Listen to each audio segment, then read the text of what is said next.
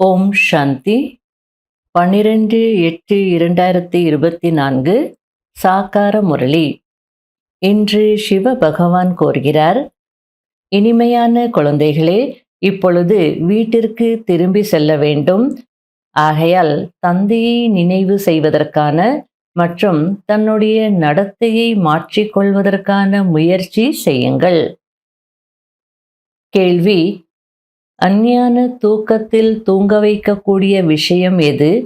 அதனால் என்ன நஷ்டம் ஏற்படுகிறது? பதில்: கல்பத்தின் ஆயுள் லட்சக்கணக்கான ஆண்டுகள் என்று சொல்வது இதுதான் அஞ்ஞான தூக்கத்தில் தூங்க வைக்கக்கூடிய விஷயமாகும்.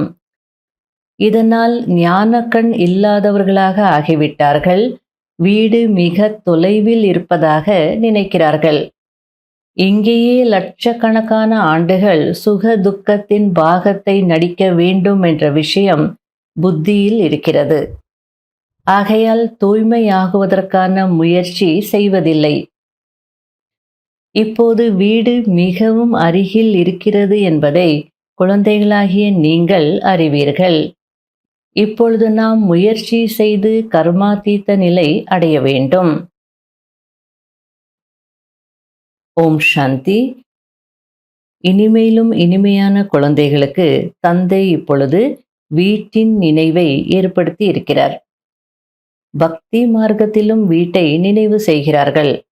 ஆனால் அங்கு எப்பொழுது செல்ல வேண்டும், எப்படி செல்ல வேண்டும் என்று எதுவும் தெரியாது. போகணும்னு மட்டும் இருக்கு, ஆனா எப்போ போகணும், எப்படி போகணுன்றது தெரியாது. அதற்கு காரணம் என்ன? கல்பத்தின் ஆயுளை லட்சக்கணக்கான ஆண்டுகள் என்று சொல்லிவிட்ட காரணத்தினால் வீட்டையும் மறந்துவிட்டார்கள். லட்சக்கணக்கான ஆண்டுகளாக இங்கேயே பாகத்தை நடித்து கொண்டிருக்கிறோம் என்று நினைப்பதினால் வீட்டையும் மறந்துவிட்டார்கள். இப்பொழுது தந்தை ஞாபகப்படுத்துகிறார், குழந்தைகளே, வீடு மிகவும் அருகில் இருக்கிறது. இப்போது வீட்டிற்கு போகலாமா? வருவீர்களா? குழந்தைகளாகிய நீங்கள் அழைத்ததினால்தான் நான் வந்திருக்கிறேன். போகலாமா? என்ன சொல்ல பாபாவுக்கு கேட்குறார் பாபா. நீங்க கூப்பிட்டீங்க, நான் வந்துட்டேன், வாங்க போலாமா அப்படின்னு கேட்குறார். இது எவ்வளவு சகஜமான விஷயமாக இருக்கிறது. அதாவது பக்தி மார்க்கத்தில் முக்திக்கு போகணும்னு எவ்வளோ முயற்சி செய்கிறாங்க, சாதனை செய்கிறாங்க, தலையை உடைச்சிக்கிறாங்க. ஆனால் பாபா அந்த கஷ்டமான விஷயத்தையும் ரொம்ப ஈஸியாக்குறார், சிம்பிள் ஆக்குறார். பாருங்க எவ்வளோ அழகா சொல்லிட்டு இருக்கார். குழந்தைகளே, அது உங்களுடைய வீடு, போலாமா வீட்டுக்கு அப்படின்னு கேட்குறார். நம்ம வீட்டுக்கு போகிறதுக்கு நமக்கு எந்த கஷ்டமும் இருக்காது தானே. இந்த உலகத்துல கூட யார் வீட்டுக்காவது போகணுன்னா கஷ்டம் இருக்கும். ஆனால் நம்ம வீட்டுக்கு நம்ம போகிறோம் அப்படின்னா சந்தோஷம்தான், எந்த விதமான தொந்தரவோ கஷ்டமோ இருக்காது. லட்ச ஆண்டுகள் என்று கூறிவிட்டதால் அஞ்ஞான தூக்கத்தில் தூங்கிவிடுகிறார்கள். இப்பொழுது தந்தை கூறுகிறார், குழந்தைகளே, வீடு மிகவும் அருகாமையில் இருக்கிறது. உங்களை அழைத்து செல்லதான் நான் வந்திருக்கிறேன். வீட்டிற்கு செல்ல வேண்டும். ஆனால் அவசியம் தூய்மையாக வேண்டும். நீங்கள் கங்கா ஸ்நானம் செய்து கொண்டே வந்தீர்கள், ஆனால் தூய்மையாகவில்லை. ஒருவேளை தூய்மையாகி இருந்திருந்தால் வீட்டிற்கு சென்றிருப்பீர்கள். ஆனால் வீட்டை பற்றியும் அறிந்திருக்கவில்லை, தூய்மை பற்றியும் அறிந்திருக்கவில்லை. பாபா புரிய வைக்கக்கூடிய மெத்தட் பாருங்களேன். முதல்ல என்ன சொல்லிட்டாரு? வீடு மிகவும் அருகாமையில் இருக்கிறதுட்டார். அடுத்தது, நான் அழைத்து செல்லதான் வந்திருக்கிறேன், இப்போ போகணும் அப்படின்றார். ஆனால் போக முடியாது, தூய்மையாகாமல் போக முடியாது. ஆகையால தூய்மையாகங்க. அப்போ இவ்வளோ நாள் நாங்கள் ஜென்மம் பை ஜென்மம் கங்கையில் குளிச்சுட்டு வந்தோமே அப்படின்னு அந்த எண்ணம் வரலாம். ஆகையால அந்த எண்ணமும் வரக்கூடாதுன்னு சொல்லி கங்கா ஸ்நானம் செய்தீங்க தான், ஆனால் தூய்மை ஆகலையே. ஆகி இருந்திருந்தால் நீங்கள் போயிருப்பீங்க தானே. ஆகையால வீட்டை பற்றியும் தெரியாமல் இருந்தீங்க, தூய்மை பற்றியும் தெரியாம இருந்தீங்க. கனெக்ட் பண்றார். வீட்டுக்கு போகணும், தூய்மை ஆகணும், அதுக்கு பாபாவை நினைக்கணும். உண்மையில் உண்மையான துக்கம் நீங்கள் கலியுகத்தில் தான் அனுபவிக்கிறீர்கள். ஏனென்றால் விகாரத்தில் அதிகமாக சென்று அழுக்காகி இருக்கிறீர்கள். சுகதாமம் செல்ல வேண்டும் என்றால் தூய்மையாகுங்கள் என்று இப்பொழுது குழந்தைகளுக்கு கூறுகிறார். தலை மீது இருக்கும் பல பிறவிகளின் பாவங்களை நினைவின் மூலம் இறக்க வேண்டும். நினைவின் மூலம் மிகுந்த குஷி ஏற்படும். எந்த தந்தை உங்களை அரை கல்பத்திற்கு சுகதாமத்திற்கு அழைத்து செல்கிறாரோ அவரை நினைவு செய்ய வேண்டும்.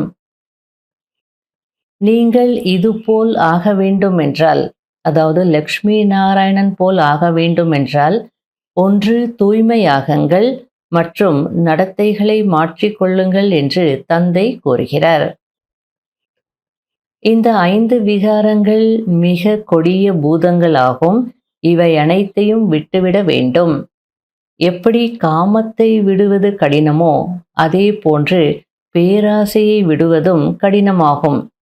மோகத்தை விடுவதும் கூட காமத்தை விடுவது போல கடினமாக இருக்கிறது.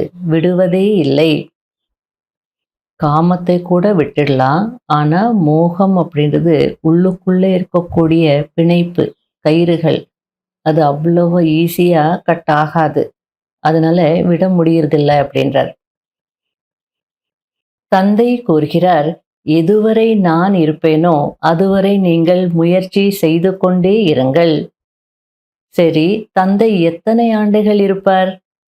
தந்தை எத்தனை ஆண்டுகளாக இருந்து புரிய வைக்கிறார். நன்றாகவே நேரம் கொடுக்கிறார். சிருஷ்டி சக்கரத்தை அறிந்து கொள்வது மிகவும் எளிது. மற்றபடி பல பிறவிகளின் பாவங்கள் அழிவதற்கு தாமதமாகிறது. அதாவது நேரம் எடுத்துக்கொள்கிறது. இதுதான் கஷ்டமானது. அதற்கு பாபா நேரம் கொடுக்கிறார். ஏனென்றால் மாயையின் எதிர்ப்பு அதிகமாக இருக்கிறது. முற்றிலும் மறக்க வைத்து விடுகிறது. தந்தை வருவதே புருஷோத்தம சங்கம யுகத்தில். ஆக புரிய வைப்பதற்கு எவ்வளவு முயற்சி செய்ய வேண்டி இருக்கிறது. தந்தையின் அறிமுகம் கொடுப்பதற்காகவே சென்டர்கள் திறக்கப்படுகிறது. இப்பொழுது தந்தை கூறுகிறார், பதித பாவன தந்தையாகிய என்னை அழைத்தீர்கள். நான் வந்திருக்கிறேன் என்றால் நீங்கள் தூய்மையாக வேண்டும் அல்லவா? பதித பாவன வாங்கன்னு கூப்பிட்டீங்க. இப்போ நான் வந்திருக்கிறேன். இப்போ என்ன செய்யணும்? எதற்காக கூப்பிட்டீங்க? தூய்மை ஆகிறதுக்கு தானே கூப்பிட்டீங்க. அப்போ நான் வந்திருக்கிறேன்னா தூய்மை ஆகணும் தானே. தன்னை ஆத்மா என்று உணர்ந்து என் ஒருவனை நினைவு செய்தால் நீங்கள் சதோ பிரதானமாக ஆகிவிடுவீர்கள். ஆத்மா பாகத்தை நடிப்பதற்காக தான் இந்த அனைத்து கர்மேந்திரியங்களும் கிடைத்திருக்கிறது. எவ்வளவு பாகத்தை நடிக்கிறது? அதிசயம் அல்லவா? ஆத்மா ஒருபோதும் தேய்வதில்லை. இது அழியாத நாடகமாகும். தேய்மானம் அப்படின்றதே இல்லை. அதாவது மற்ற எல்லா விஷயங்கள்லையும் தேய்மானம் அப்படின்னு ஒன்று இருக்கும். தேஞ்சு போச்சுன்னு சொல்லுவாங்க. இப்போ டாக்டர்ஸ் கூட என்ன சொல்லுவாங்க? எலும்புகளில் தேய்மானம் ஏற்பட்டிருக்கு, அதனால தான் வலிக்குது அப்படின்னு சொல்லுவாங்க. ஆனால் ஆத்மா தேயாது அப்படின்றார். ஆத்மாவும் அழியாதது. ஆத்மாவில் பதிவாகி இருக்கக்கூடிய பாகமும் அழியாதது. தந்தை முயற்சி செய்வித்துக் கொண்டிருக்கிறார். முயற்சி குறைவாக செய்தால் பதவியும் குறைவாக தான் அடைவீர்கள். சிவபாபாவை நினைவு செய்யுங்கள் என்று சின்ன குழந்தைகளுக்கும் சொல்லிக் கொடுங்கள். அவர்களுக்கும் உரிமை இருக்கிறது. தன்னை ஆத்மா என்று உணர்ந்து தந்தையை நினைவு செய்ய வேண்டும் என்பதை புரிந்து கொள்ள மாட்டார்கள். ஆனால் சிவபாபாவை மட்டும் நினைவு செய்வார்கள். முயற்சி செய்வதின் மூலம் அவர்களுக்கும் நன்மை ஏற்பட்டுவிடும். நல்லது. இனிமையிலும் இனிமையான காணாமல் போய் கண்டெடுக்கப்பட்ட செல்ல குழந்தைகளுக்கு மாத் பிதா பாப் தாதாவின் அன்பு நினைவுகள் மற்றும் காலை வணக்கம். ஆன்மீக குழந்தைகளுக்கு ஆன்மீக தந்தையின் நமஸ்காரம். கடைபிடிக்க வேண்டிய முக்கியமான சாராம்சம். முதல் பாயிண்ட், நரனிலிருந்து நாராயண பதவி அடைவதற்காக எல்லையற்ற தந்தையிடம் இருந்து எல்லையற்ற படிப்பை படித்து மற்றவர்களுக்கும் படிப்பிக்க வேண்டும். தனக்கு சமமாக்கும் சேவை செய்ய வேண்டும். 2வது பாயிண்ட், பேராசை மோகத்தின் கயிறுகள் என்ன இருக்கிறதோ அவற்றிலிருந்து விடுபடுவதற்கான முயற்சி செய்ய வேண்டும். தன்னுடைய நடத்தையை எந்த அளவிற்கு மாற்றிக்கொள்ள வேண்டும் என்றால் உள்ளுக்குள் எந்த பூதமும் பிரவேசமாகிவிடக் கூடாது. வரதானம்: பகவான் மற்றும் பாக்கியத்தின் நினைவின் மூலம் மற்றவர்களுடைய பாக்கியத்தையும் உருவாக்கக்கூடிய மகிழ்ச்சி நிறைந்த அதிர்ஷ்டசாலி ஆகுங்கள். அமிர்தவேளை முதல் இரவு வரை தன்னுடைய விதவிதமான பாக்கியத்தை நினைவில் கொண்டு வந்து ஆஹா என்னுடைய உயர்ந்த பாக்கியம் என்ற இதே பாடலை பாடிக்கொண்டே இருங்கள். யார் பகவான் மற்றும் பாக்கியத்தின் நினைவில் இருக்கிறார்களோ அவர்கள்தான் மற்றவர்களையும் பாக்கியசாலியாக ஆக்குவார்கள். பிராமணர் என்றாலே சதா பாக்கியவான், சதா அதிர்ஷ்டசாலி. பிராமணர்களின் மகிழ்ச்சியை குறைப்பதற்கான தைரியம் யாருக்கும் இல்லை. ஆக நீங்கள் ஒவ்வொருவரும் மகிழ்ச்சி நிறைந்த அதிர்ஷ்டசாலிகள். பிராமண வாழ்க்கையில் மகிழ்ச்சியை இழப்பது என்பது இயலாத ஒன்றாகும். ஷரீரம் விட்டு சென்றாலும் சரி, ஆனால் மகிழ்ச்சி உங்களை விட்டு சென்றுவிட முடியாது. ஸ்லோகன்: மாயாவின் ஊஞ்சலில் ஆடுவதை விட்டுவிட்டு அத்தீந்திரிய சுகத்தின் ஊஞ்சலில் சதா ஆடிக்கொண்டே இருங்கள். இன்றைய அவ்வியக்த சமிகை: நிறைய குழந்தைகள் அன்பை இணைத்து விடுகிறார்கள், ஆனால் அதை கட்டி காப்பாற்றுவதில் வரிசை கிரமம் ஆகிவிடுகிறார்கள். கட்டி காப்பாற்றுவதில் வரிசை மாறிவிடுகிறது. லட்சியம் ஒன்று என்றால் லட்சணங்கள் வேறாக இருக்கிறது. ஏதாவது ஒரு சம்பந்தத்தில் கூட ஒருவேளை சம்பந்தத்தை கட்டி காப்பாற்றுவதில் குறை இருந்துவிட்டது என்றால் கட்டி காப்பாற்றக்கூடிய பட்டியலில் வர முடியாது. கட்டி காப்பாற்றுவது என்றால் கட்டி காப்பாற்றுவது.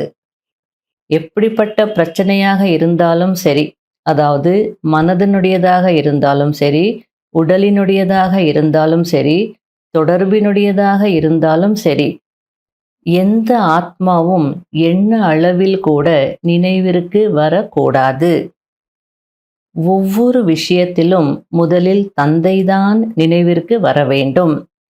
அப்போதுதான் அன்பு புத்தியுடையவர்கள் வெற்றியாளர்கள் என்று சொல்லப்படுவீர்கள். அதாவது பாபா மீது அன்பு இருக்கு, ஓகே, அன்பு இருந்தால் மட்டும் போதாது, அந்த அன்பை அந்த உறவை கட்டி காப்பாற்ற வேண்டும். எந்த மாதிரியான சூழ்நிலைகள் வந்தாலும் சரி, பாபாவின் நினைவு தான் வரணும், வேற எந்த ஆத்மாவுடைய நினைவும் வரக்கூடாது அப்படின்னு சொல்றார். அதாவது லௌகீகத்துல குழந்தைகள் என்ன செய்தாலும் ஏன் குழந்தைகளாச்சே அப்படின்னு சொல்லுவாங்க இல்லையா, ஏன் அண்ணன் ஆச்சே, என்ன செய்யறது, என் தம்பி ஆயிடுத்த, என் கூட பிறந்துட்டாங்களே அப்படிலாம் சொல்லுவாங்க இல்லையா. அப்படின்னா அங்கே பிரச்சனைகள் வந்தாலோ அந்த உறவை கட்டி காப்பாற்றுவாங்க. அதுபோல் இங்கேயும் உடலுக்கு பிரச்சனை வந்தாலும் சரி, மனதிற்கு பிரச்சனை வந்தாலும் சரி, எதுவாக இருந்தாலும் நான் பாபாவினுடையவன், பாபா என்னுடையவர். எந்த ஒரு சம்பந்தத்தையும் கட்டி காப்பாற்றுவதில் குறை ஏற்படக்கூடாது. ஒவ்வொரு விஷயத்திலையும் முதல்ல பாபா தான் நினைவிற்கு வரணும், அண்டர்லைன் பண்ணணும். அப்படி இருக்குன்னு தான் நமக்கு சம்பந்தமும் இருக்கு, அன்பு இருக்கு, அந்த அன்பை கட்டி காப்பாற்றுறோன்னு அர்த்தம். அப்போதான் வெற்றியாளர்கள் ஆக முடியும் அப்படின்றார். ஓம் சாந்தி.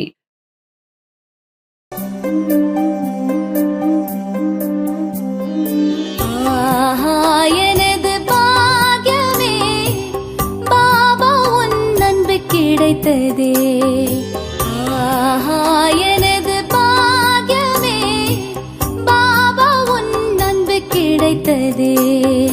கடலே கடலே உன்னிடம் உன்னிடம் கடலே கடலே உன்னிடம் உன்னிடம் ஒரு துளி அடைந்ததே புதிய வாழ்வு மலர்ந்ததே ஆஹா எனது பாகியமே பாபா உன் அன்பு கிடைத்ததே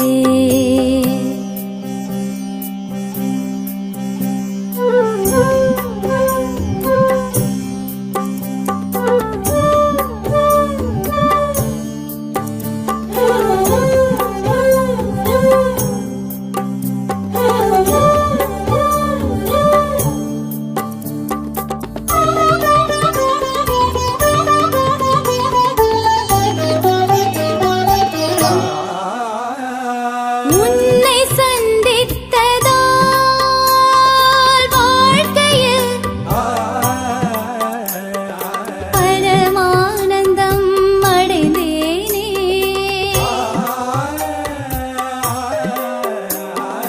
உன்னை சிந்தித்ததால் இதயத்தில் பேரானந்தம் அடைந்தேனே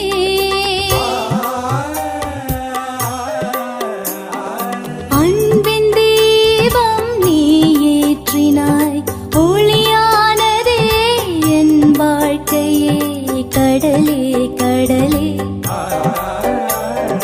உன்னிடம் உன்னிடம் கடலே கடலே உன்னிடம் உன்னிடம் ஒரு துளி அடைந்ததே புதிய வாழ்வு மலர்ந்ததே ஆஹா எனது பாகியமே பாபா உன் அன்பு கிடைத்ததே